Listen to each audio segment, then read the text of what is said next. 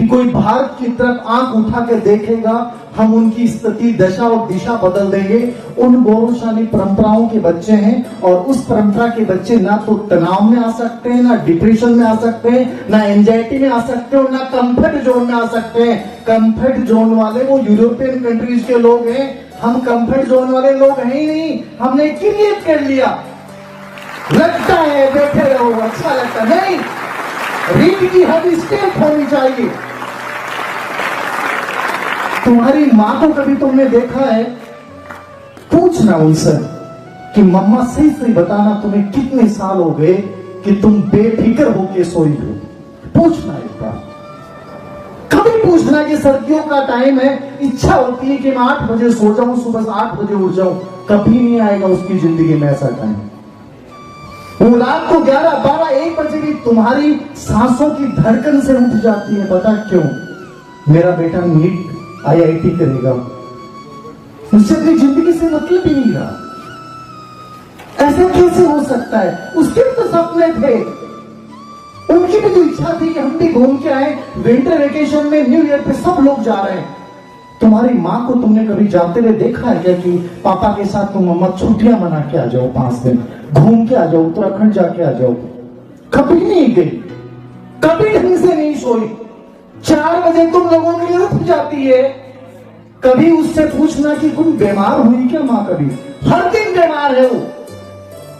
लेकिन वो तेज बुखार में भी तुम्हारी छोटी सी आवाज पे तुम बोलते हो मामा पानी, और वो गर्म पानी करके लाती है, ठंडा भी नहीं लाती। सोचा है वो त्याग, वो प्रेरणा कहां से है? वो तुम्हारे लिए है।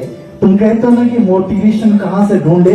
अपनी माँ के चेहरे को देख लेना, अपने पिता के चेहरे पे उन सपनों को देख लेना। तुम कभी फिर कह दो कि सर मैं थक रहा हूं, हारने का सा मन कर रहा है, पढ़ाई से ऊब चुका हूं। ऊबती वो भी है, एक ही दिनचर्या जीती है, ढंग से सो नहीं पाती है, ढंग से खा नहीं पाती है, ढंग से पी नहीं पाती है, बाहर नहीं जा पाती है। उसने अपने सपने तुम्हारे लिए न्यौछावर किए ना, उससे बड़ा मोटिवेशन तुम्हारी जिंदगी में कहीं भी नहीं मिलेगा, तुम्हें कहीं भी नहीं मिलेगा। और फिर भी तुम हारते हो, फिर भी तुम कमजोर होते हो। इसका मतलब तुमने अपने आप को कमजोर मान लिया है। तुमने अपने आप को क्या मान लिया है?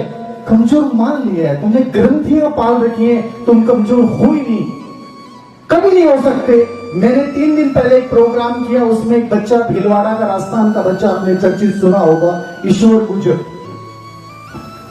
उनको बुलाया मैंने प्रोग्राम में। 10th क्लास में फेल हो गया वो बंदा। अब 10वीं क्लास में जो बच्चा फेल हो जाता है, इसका मतलब वो बच्चा बहुत कमजोर बच्चे की तरफ अपन मानेंगे। उस बच्चे ने पूरे भारतवर्ष को चकित कर दिया। वो 10th में फेल होने वाला बच्चा IAS में सिलेक्ट हो गया, RS में 22वीं रैंक के साथ SDM बना। मैंने उनसे पूछा कि ये राज कहां से आया?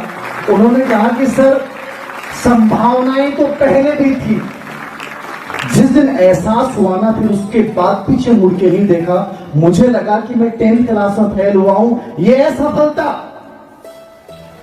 ये मेरी नहीं है, ये मेरी मम्मी पापा की असफलता भी है।